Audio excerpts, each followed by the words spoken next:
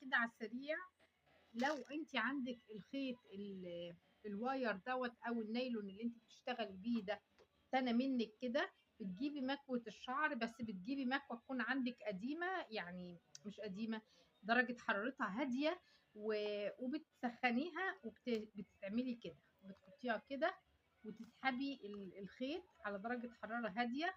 شايفين ده كان عامل ازاي؟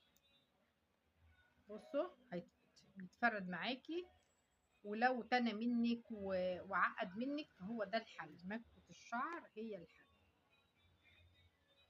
بس لو مكوتك قوية او عندك مكوتين خليكي في الضعيفة واعملي بيها على درجة حرارة هادية عشان طبعا ما يسحش. بصوا فرد ازاي، انا هنا سخنتها وطفتها.